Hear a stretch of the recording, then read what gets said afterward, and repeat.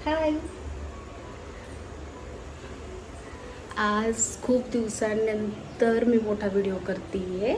कारण माझी इंस्टावरची जी reel viral गेली होती फुंके आणि कढीची, तीच मी आज प्रॉपर बनवण्याचा प्रयत्न केला आणि सगळ्यांसोबत या व्हिडिओमध्ये शेअर करते आहे. आता बरंचसं माझं बनवून झालं आहे. आता म्हटलं तुमच्यासोबत पण इंट्रोडक्शन शेअर करूया. हाय, मी स्वामीची आई. हा स्वामी. हाय कर. स्वामीला आता भूक लागली आहे. आता चपाती लाटायची आणि स्वामीला जेवण करायचं. मी आधी ना कढीचा जो सौदा असतो तो काढून घेतला आहे. हिरवी मिरची, लसण, आलं, जिरं, कढीपत्ता आणि कोथिंबीर ती पेस्ट बाजूला केली. त्यानंतर दही मस्त असं ब्लेंड करून घेतलं आहे आणि त्यानंतर लगेच मी मिक्सरलाच बेसन पीठ जे आहे ना ते पण फिरवून घेत असते, जेणेकरून गुठळ्या होत नाही आणि कढी करायला सोपी जाते. तर मी हीच तुरीची डाळ आणि चणा डाळ घेतलेली थोडी थोडी, ते मी भिजत घालून मिक्सरला वाटून घेणार आहे. त्यामध्ये मी आलं आलं तर नाही घातलं पण लसण, मिरची आणि जिरं हे सगळं आणि घालून त्याची मस्त अशी पेस्ट करायची. पाणी घालायचं नाही, शक्यतो लागेल तर पाणी घालायचं, नाहीतर त्याची गरजही पडत नाही. आणि याची ना सगळी पेस्ट करून ना याच्यामध्ये मी असा छोटासा कांदा टाकला आहे, ॲड केला आहे, कारण की आणखी छान बाइंडिंग होतं. आणि आपलं टेक्स्चर असं झालं पाहिजे जेणेकरून फुंके ना खूप छान फुलतात. आणि याची म्हणजे खूप जास्त पातळही पेस्ट करायची नाही आणि खूप दाटसरही नाही, कारण ते हातात वळे गेले पाहिजे व्यवस्थित. आणि त्यामध्ये कोथिंबीर, जिरं जिरं थोडंसं हळद, मीठ घालून सगळं आपल्याला हे मिक्स करून घ्यायचं आहे. आणि त्याचे ना हलके हलके फुंके आपल्याला ते करायचे. तर मी ना साईडला पाणी पण तापवत ठेवलं होतं आणि जेणेकरून फुटक्यांना वाफायला ठेवायला लगेच. आणि त्यात हळद मीठ घालून मस्त असं मिक्स केलं आणि जी चाळणी असते आपली त्याच्यावर आपण वाफायला ठेवायचे, त्या चाळणीला तेल लावून ठेवलेलं, जेणेकरून पटकन असं आपल्याला फुंके तयार करता येईल. आता फुंके ना माझी इंस्टावरती ही जी रेसिपी आहे ना ती जवळपास 1,00,000पेक्षा लोकांनी पाहिली. तर त्याच्यावर शेअर्स पण खूप आलेत आणि 1200+ लाईक्स आलेत. आणि ना खूप जणांनी मला असं पर्सनली सुद्धा म्हटलं एकदा डिटेल मला ही रेसिपी शेअर कर, म्हणजे आणखीन छान बनवायला मज्जा येईल. आता फुंके ना ही आजीची मला रेसिपी सांगितलेली आणि ती मला खूप आवडते. अशा गोष्टी मला खरंच खूप जास्त आवडतात बनवायला, ज्या की पारंपरिक असतात. त्याची चवच काहीतरी वेगळी असते, कारण ही चव ना सारखी सारखी खायला मिळत नाही. आता आपल्याला असे छोटे छोटे असे वळायचे लाडू टाईप थोडेसे, जेणेकरून त्याला तसं साईज वेगळा असतो फुंक्यांचा, पण मला आता असेच येतात बनवतात, मग मी असेच बनवते. आणि वाफायला ठेवायचे, एक 10-15 मिनटात ते वाफळून होऊन जातात. आता बरेच जण काय करतात ना, कढी फुंके करताना ते कढीत वाफाळल्यानंतर कढीत उकळवतात, जेणेकरून त्याची टेस्ट आणखी लागते. पण आमच्या आहोंना अशी रेसिपी फार आवडत नाही, त्यामुळे मला जे बनवायचं आहे मी थोडं माझ्या पद्धतीनं बनवते, जेणेकरून तेही नाराज व्हायला नको आणि मीही नको. आता हे असे सुद्धा गरम गरम खायला खूप जास्त छान लागतात. तेव्हा ही आजीची रेसिपी ना मी बनवली होती, गावाकडे होते तेव्हा. तर ती सगळ्यांना खरंच खूप आवडली होती आणि मलाही ती पहिल्यापासून आवडते. तुम्ही आदनमधनं बनवायची, पण त्याआधी कधी व्हिडिओ शेअर केले नव्हते, म्हणून आता बनवते. तर म्हटलं तुमच्यासोबत पण शेअर करूया.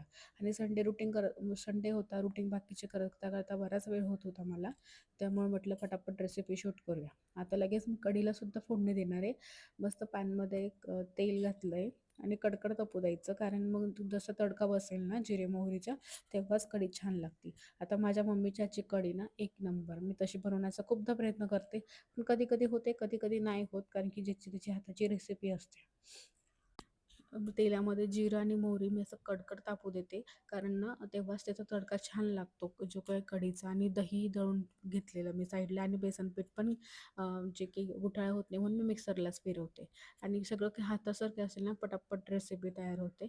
आणि सगळं ना खूप छान असं तडतडलं ना की तेव्हाच त्या कढीची छान टेस्ट फ्लेवर येतो.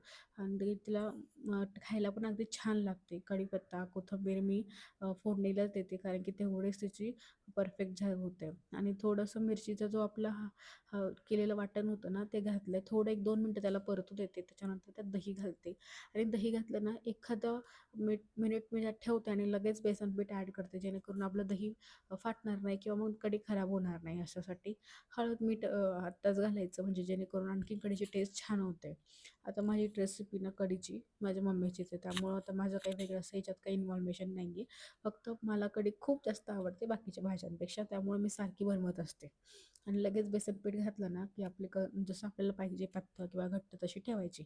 आता मी मीडियम ठेवते, कारण खायला पण मज्जा येते.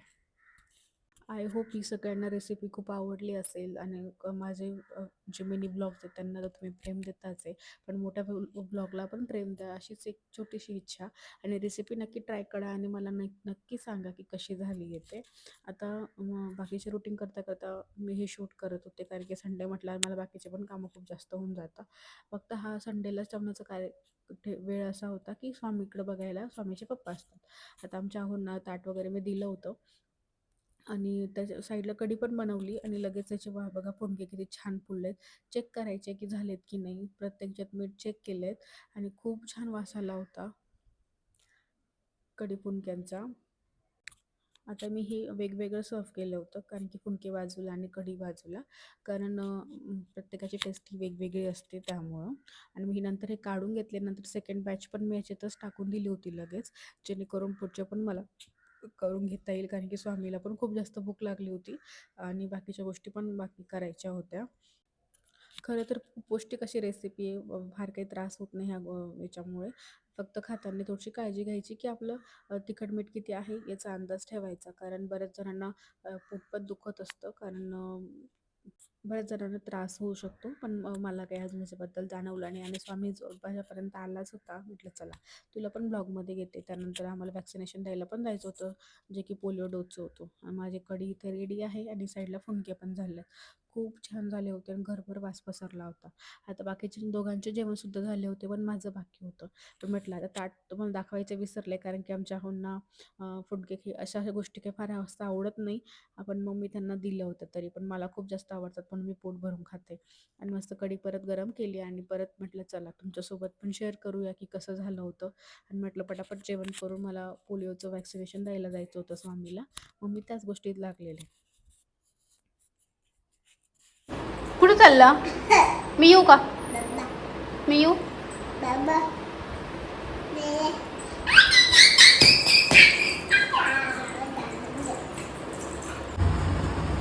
शिवांश सचिन कोहली. हो. आम्ही काही नाही काही नाही काही नाही.